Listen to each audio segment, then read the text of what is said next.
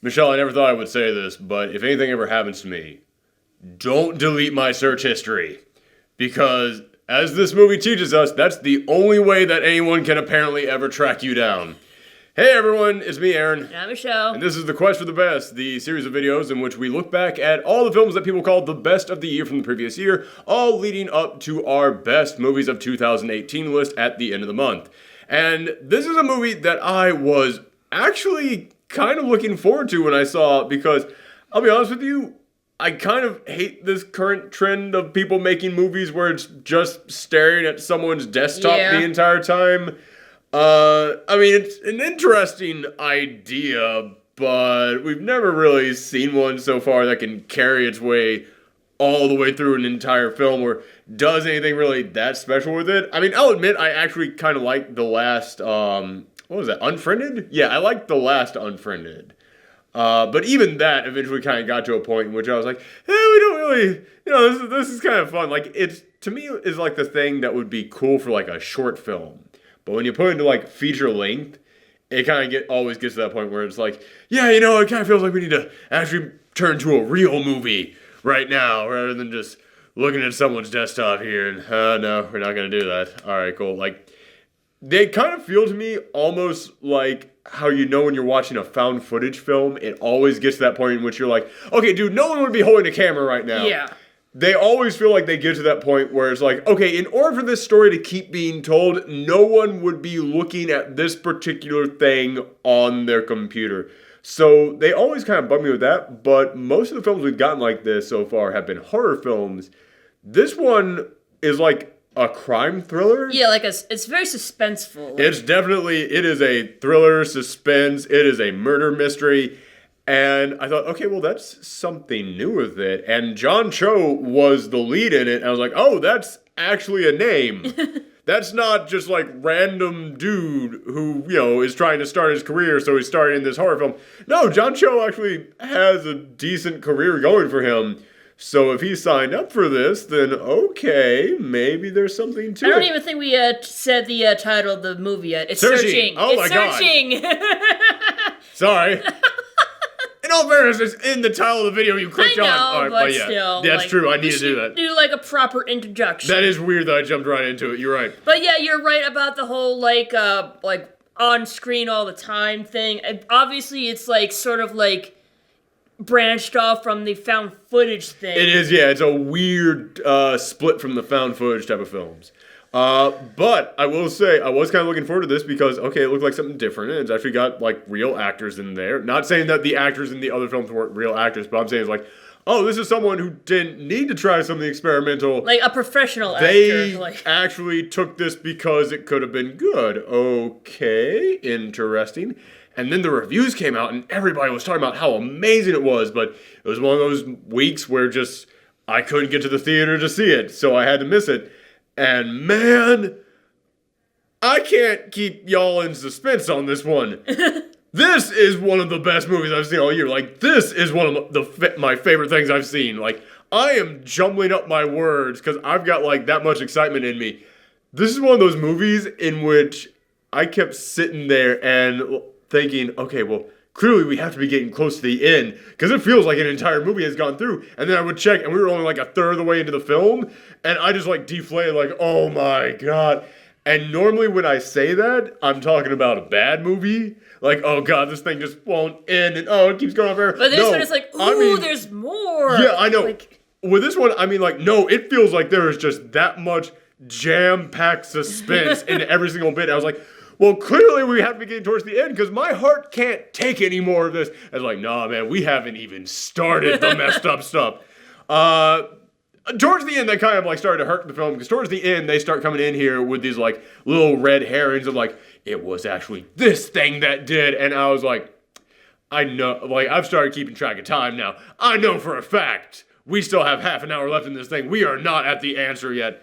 But there are earlier moments in this film in which it was like, okay, we just made a major revelation about this girl who went missing, and yet we haven't even gotten to like the meat of this film yet. So this is all the stuff that they're introducing us to. What the heck is going to happen after this? But what this movie is about is, it is about A father who his wife died from cancer a couple of years ago, and now he's been raising his daughter by himself. And Margot. Margot. And his daughter is a sophomore in high school.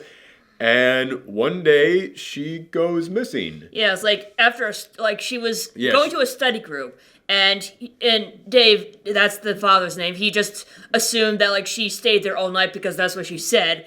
But then the next morning is like she's still not home. Yeah, exactly. And that's when it starts rolling into like a giant snowball. Yeah, he starts calling her and is like, okay, hey, I saw you called twice last night, and yeah, sorry I missed the call. I was asleep, but just give me a call back.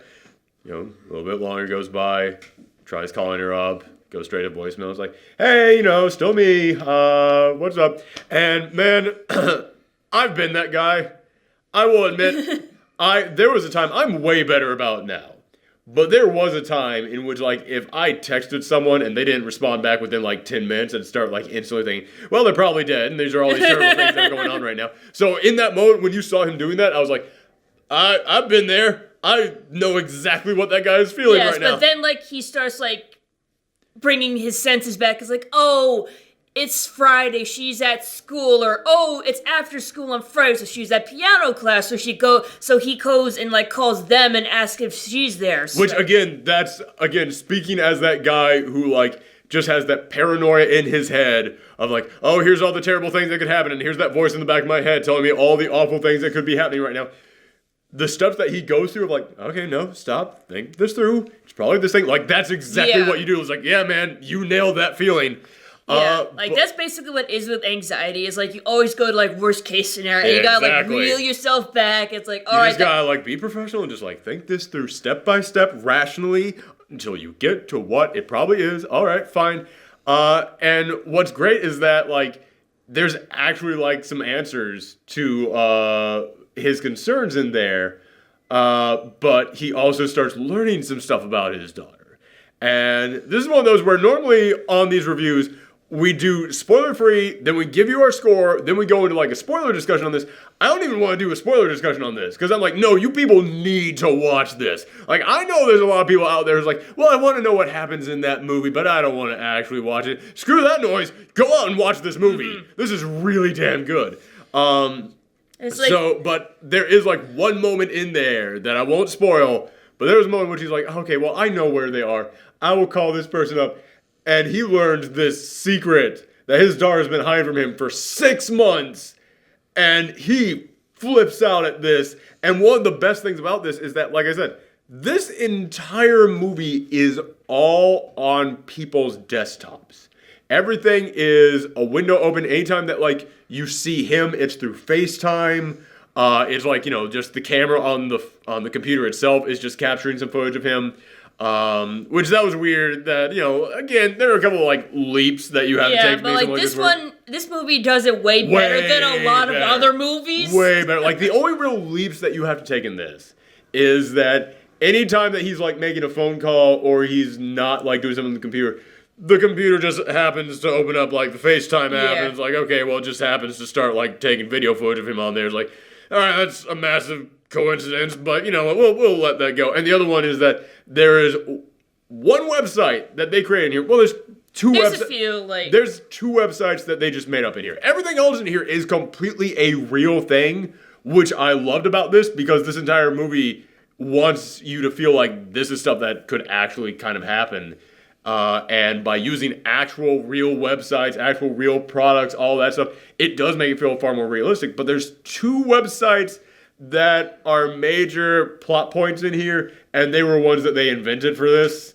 One of which actually seemed like, it seemed like something that could actually exist. Like, we actually had to take our photos and go, was this a real thing? But then there's another one in here that is like, we live stream funerals. And I was like, I don't think that's an actual thing.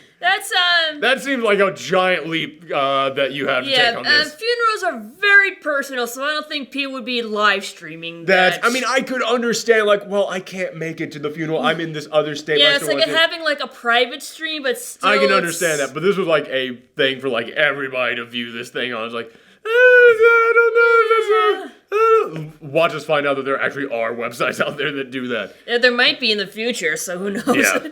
Because like I said, I could understand someone being like, well, I have a large family and not everyone can come to this thing, but I want us all to be able to attend in some way, shape, or form. So it wasn't so crazy that I could look at it. It wasn't too far-fetched. Yeah, it wasn't to the point in which I was like, no one would do that. I was like, well, I don't think anyone has done that, but I guess you could do that. Yeah, and the other one was UChat? It's like UChat Now, or UCast. UCast. So, like, basically, it's like people... It's Twitch, but just you. Like, you're not playing a video game. Yeah, it's no, like, but like... hey, it's me, I'm talking about this thing right now. Yeah, so you basically just talking to the chat. Yeah, so that's basically it. Yeah. And it's like, yeah, okay, that's, that's something that totally seems like it should exist. Yeah, and could exist. Yeah, absolutely. So I was able to buy into that. But everything else in here is absolutely real, and again, it makes this feel way more real. And the opening of this movie does an amazing job with getting you instantly attached to this family. The opening of this movie, I would honestly compare it to the opening of Up. And not just because both of them have someone dying in there, but because it instantly is able to give you someone's entire life in a montage in a way that makes you feel like you know them. Because this thing opens up with basically like the family getting their computer, exactly. And like they're all setting up like their own accounts and everything. Yeah, and it's them like basically throughout the years. And here's the thing, they actually use like the different apps and programs from throughout the years. Like there's a moment in which you see them like communicating through AIM, and I was like, oh man, that one takes me back.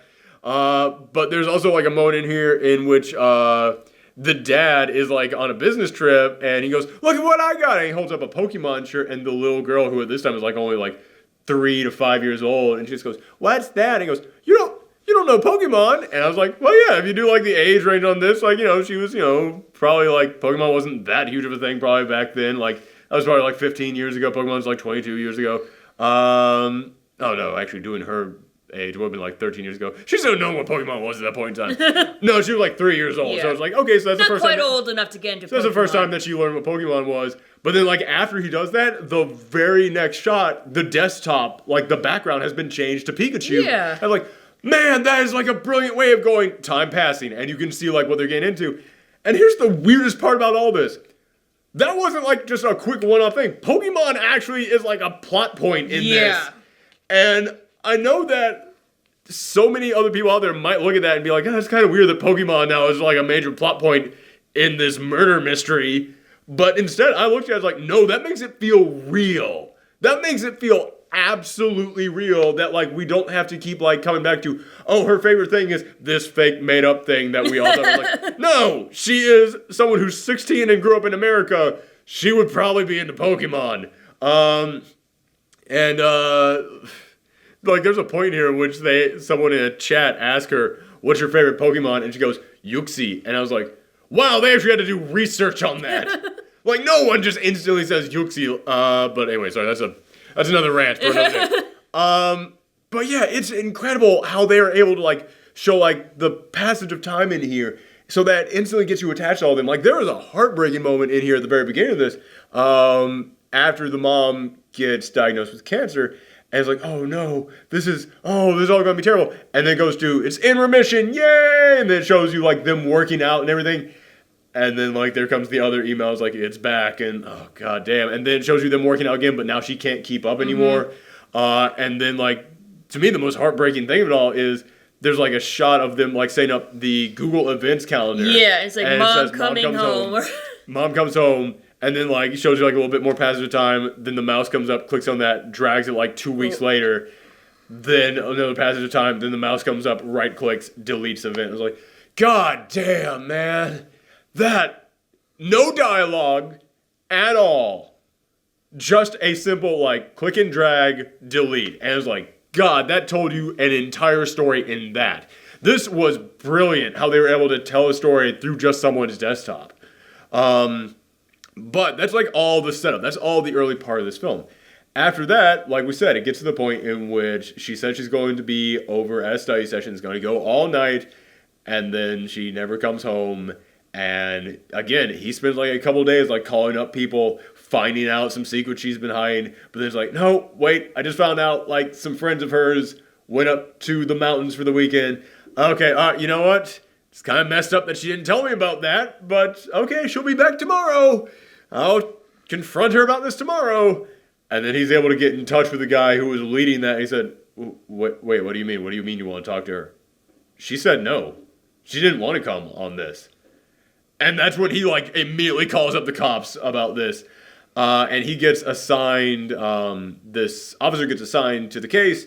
And a detective. A detective. And she is like one of the best in the business when it comes to like finding. Like you actually people. see him like research her name to make sure she's legit. Which again, this thing wants you to feel like this is all real stuff. And man, yeah, I do the same thing with just like restaurants that I want to eat at. I'll pull out my phone just like, what's the Yelp review on this thing? You better believe if someone I love went missing, the first thing I would do is go, who got assigned to my case? Google to the rescue.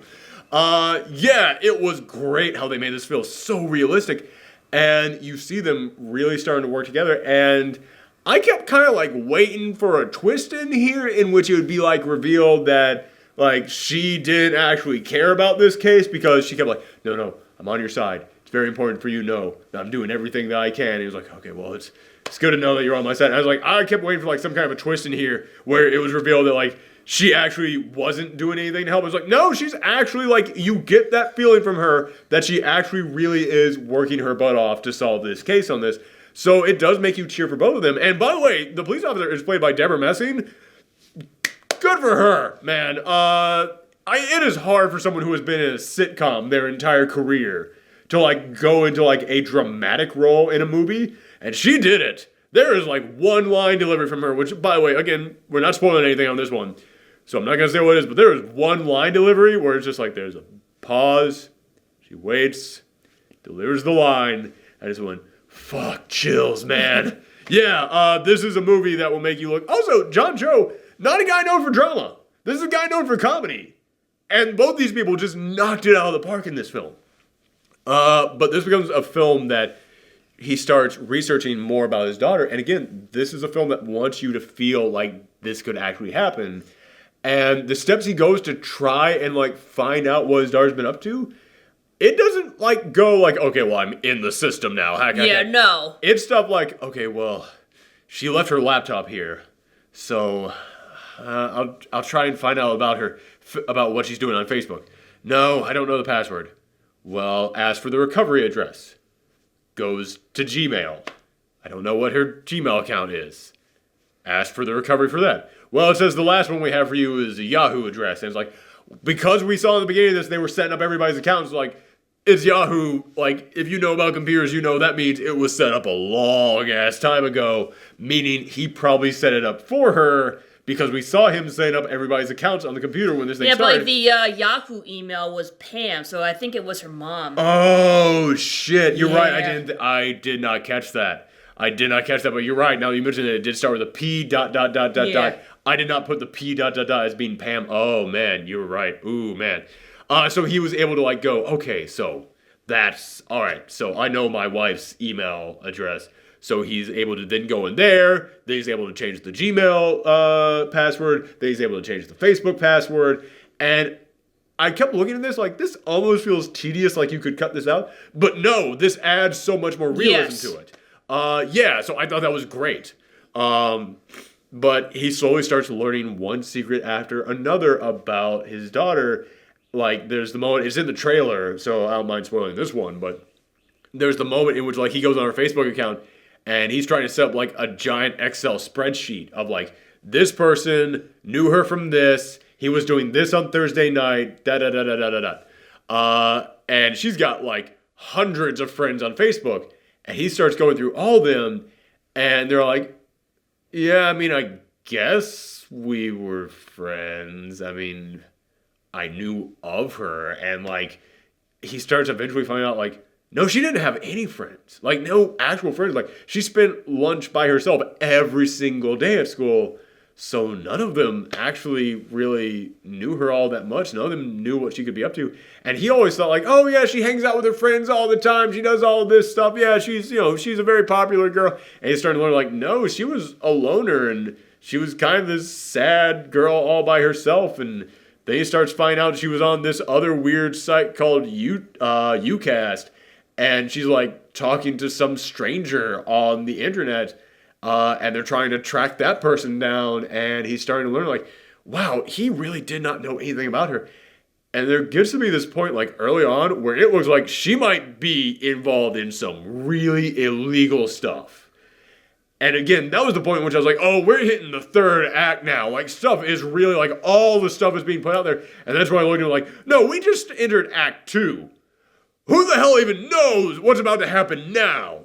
And that's what this film, that's what makes this film work so incredibly well, is that they're able to jam-pack so much into this movie. That it feels like you've covered a huge amount of ground. It's like, no, you've still got a lot of torture left. And again, this movie just keeps ramping up over and over and over again. Because, yeah, when it got to, like, that moment where it's like, oh, the daughter might have been involved in some illegal stuff, I was like, oh, geez, it can't get more dramatic than this. And there comes a moment after, like, 3 or 4 other dramatic twists in here, each of which just had me going, oh, God, no. There comes one moment in here where I realized what the film was trying to show us, like 5 seconds before they actually went, no, here's the actual, like, here's everything that's going on right now. And I just went, oh.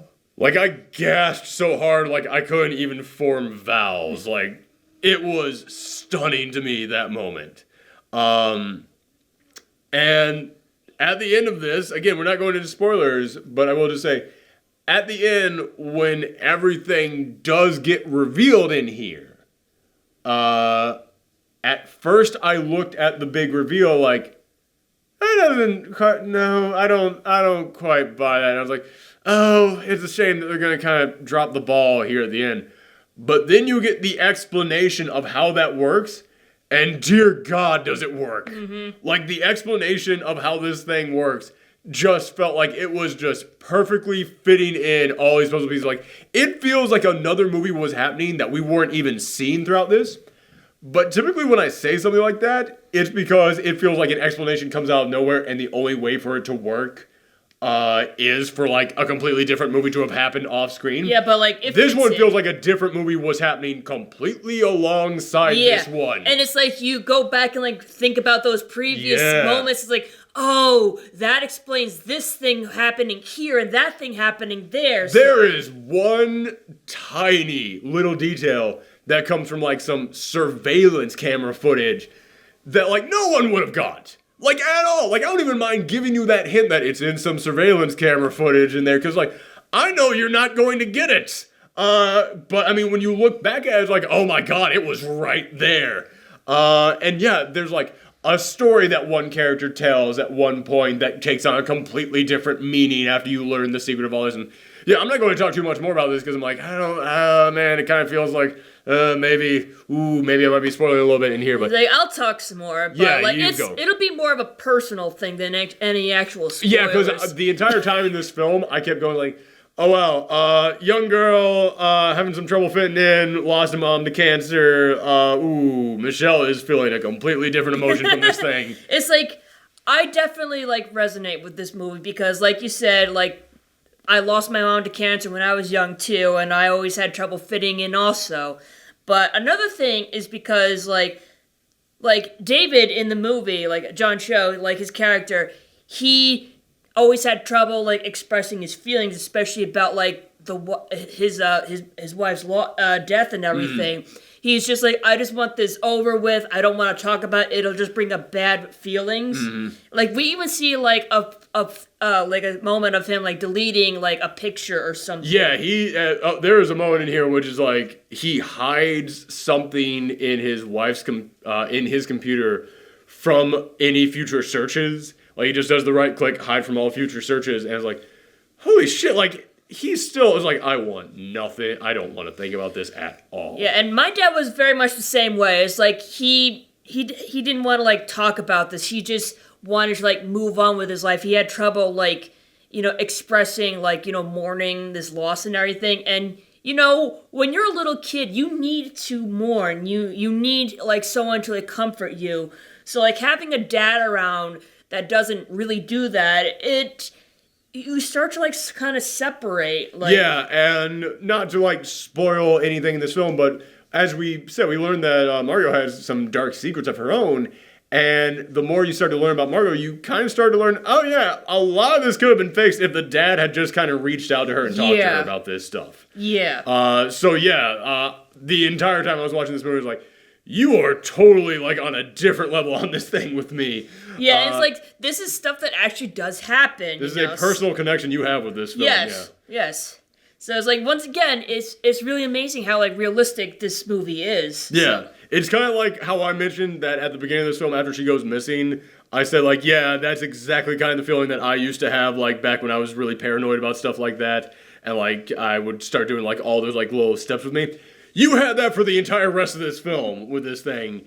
And it's great to know that this film wanted to do that and it absolutely achieved it. Like, this is exactly what this movie was going for.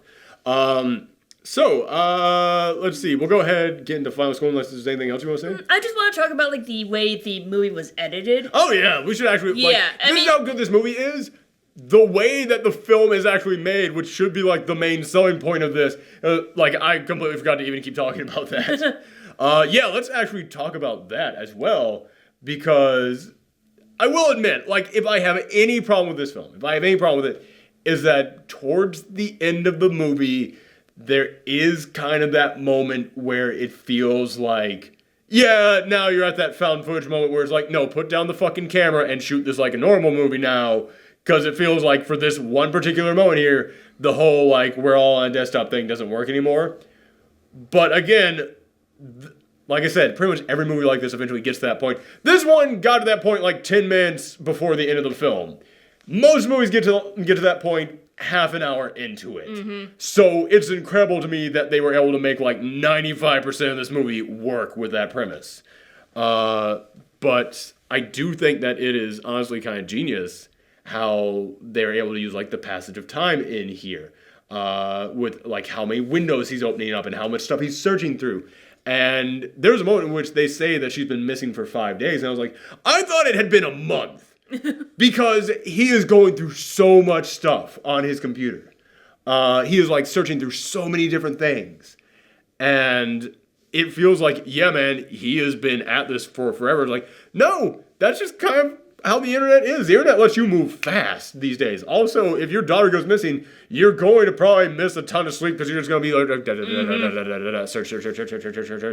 But what do you want to say about the editing? Was like, usually like when it comes to like just the desktop movies, it's just like constantly the desktop on and at all times. And yes, that's true. Yes, but like with this one, you actually like see like cutting away to like a certain section of the desktop. Or it will cut. Yeah, that's the thing. It isn't just like the entire screen up there. Like if something dramatic is happening in this one window, it will zoom in on that window. You know, like a movie should. Yes. Yeah, so it's weird. It's like someone actually took this idea that people have had and actually went, well, we actually, did it well. Well, we did this good. Yeah, that's exactly what it is. I think that is something that's totally worth pointing out. Also, it's not afraid to move from one desktop to another. And I'll admit, like, every now and again, that got a little bit confusing to me because I was like, wait, who is he on right now? Whose computer is he? So every now and again, that got a little bit confusing to me. But for the most part, it worked absolutely fine. Also, it keeps things moving along. Like, okay, now we're at the stage where he's on Margot's computer. And that's like kind of like the next act of this film. But if you go like that, it's almost like this movie has like 5 acts to it. Because it's like, now we're on this one. Now we're on this one. Now we're doing this thing. Now we're on this YouTube Clio. Now we're on some security camera footage. It's like, another thing is like, he would switch back and forth between tabs. Yes. Which is something like, another one of those like desktop movies would like, it would just like be on one tab at all times. And it's like, this is kind of boring. Yeah. We need... But it's like, he would have... This thing keeps moving. Yes. Like, he would have, like, a YouTube video on one tab, and then he would open up another one and, like, search for something, but then he'd go back to the YouTube video if something important happened on there. Yes. Which, again, that is one of the reasons why I said half an hour into this thing, I thought we were done with the movie. Because not only had the story ramped up to that point, but because something is constantly moving and constantly happening on here, it feels like this movie is, like, covering a ton of ground. I am absolutely blown away by how they were able to film this. Mm-hmm. And it's like, you are basically in David's shoes. Like, you are seeing what he's seeing. Oh, it's so so you immersive. have to, like, put the puzzle pieces together the way he is. Like, you're basically thinking the way he's thinking. Like I said, 5 seconds before the movie showed you the answer to a thing, I figured it out, which was the exact time that David figured it out. So it's like, yeah, man, this movie puts you in his shoes. This is great immersion. And again, I just gotta come back to this. John Cho is fantastic in this. And I know he's not going to get any kind of a nomination at the Oscars for this, but he freaking deserves a nomination at the Oscars for this. I might even go with Deborah Messing, too, for Best Supporting Actress. Like, she at least deserves some kind of a nod. Because, like I said, like, she's got a couple lines in here that did just kind of, like, make me go, oh, jeez. Like, just totally bowled me over. So, yeah, anything else you want to cover before we do it? I don't think so. I think I think if we go any further, we're going to start spoiling some stuff on this. But my score is a 9.5. Like, this is knocking on a perfect 10's door. The only reason I'm not giving it a perfect 10 is because, like I said, towards, like, the last 10 minutes, it did get to that point where I was like, okay, now you need to stop this thing and shoot this like an actual movie. Like, there's, like, 1 or 2 scenes in here where I was like, okay, the premise doesn't work for these moments, and they're kind of big moments. But, I mean, 95% of this movie, it is genius how they use it. Yeah, so I'm giving it a 9.5. I'd probably give it a 9.5 also, or maybe even a 9, because it's like basically the school that Margot goes to, like, their mascot is the catfish. Oh! It's like, oh, that's a bit too on the nose there. I didn't catch that, and I actually think that's genius. That actually kind of that almost makes me want to give this a 10. Okay, that's a negative for you, but that's actually a positive for me. Fair enough. We can agree to disagree. I think that's kind of genius. Oh, man, if I had caught that, maybe I would feel differently, but because you're revealing it to me now, it's like a magician going, it's like, and that card was behind your ear the entire time. What? No! What? Sorcery! Oh, man, yeah, like, this is so close to a 10, it kind of hurts me to not give it a 10. Yeah, I love this thing. This thing is... I might have to go back and rewatch another one of the films that are in my top 10 right now because I'm editing the list together as I go. And at the moment, there's another movie that I'm just looking at like, oh man, I don't know if it's this one or that one. Like, ooh, these are neck and neck right now. So we might have to go back and watch another film in a little bit. But yeah, thank you guys for tuning in. Tomorrow we'll be here with the Gauntlet of Garbage, in which we look at the worst movies of the previous year. And then on Wednesday, we'll be back with more of the Quest for the Best. Thanks for tuning in, everyone. Come back next time. Bye. Bye.